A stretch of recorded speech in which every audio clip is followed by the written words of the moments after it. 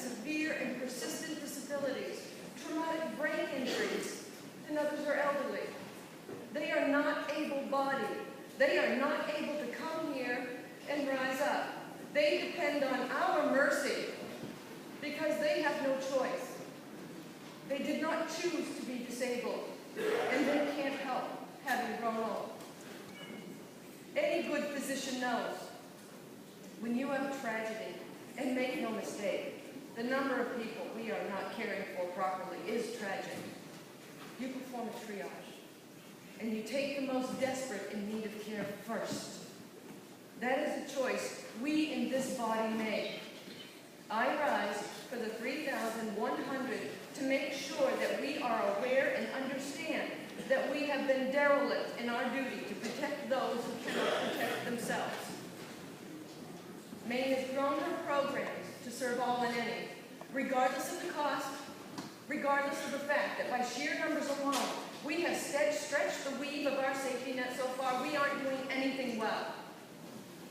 Just last year, a nursing home in Calais had to close its doors because Maine Care reimbursements didn't keep up with the cost of providing services. These Washington County elders lost their home.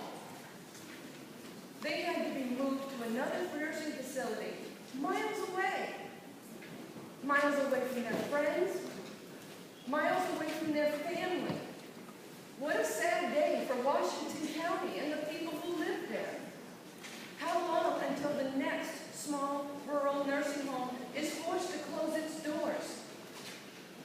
How much longer are we going to abuse our elders and our disabled? Yes, I use the word abuse, and it aptly applies because we have neglected these people, and by anyone's definition, neglect is abuse. This amendment tries to rectify the abuses committed by the legislature and asks that you vote to insist that they begin receiving services July 1 of this year. It asks that you bring the people I'm speaking for today, the infirm, the elderly, the severely disabled, to the front of the line before those who are able-bodied. It's the right thing to do. It's the only right thing to do, unless you want to go back to your district and explain to the families of these people why able-bodied adults were more of a priority than serving their loved ones. Yeah, it will be expensive. This amendment carries a fiscal note of almost $100 million over the upcoming biennium. And with the rate of autism in Maine soaring, it's up to 1 in 75 children now being diagnosed. The cost is only going to climb in years to come. That's a pretty big price tag. It's a great big price tag, especially if you take the time and look beyond the supposed free money over the next 3 years, which really isn't free. Expansion isn't free. It is going to start costing us money up front. Take the blinders off, folks, and look down the road 4 years from now, when our costs to support Medicaid expansion for able-bodied will soar above and beyond what we are struggling to support now, to an estimated $150 million over a biennium.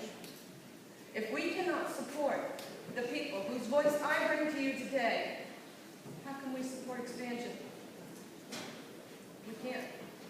Not without denying service to the neediest. It's that simple. If you don't put these people as a priority now, they will never be a priority for us. Not ever. We will continue to subject the neediest of our citizens to abuse from neglect.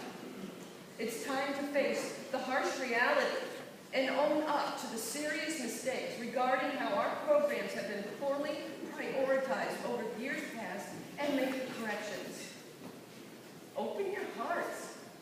Listen to their voices. Open your eyes. You'll see them off to the side. They're in the shadows, hanging out on a wait list. Don't ignore them anymore.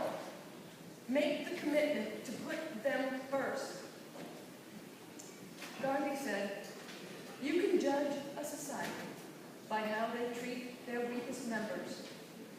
Ladies and gentlemen, Judgment Day is upon us. and your vote on this amendment will determine the verdict.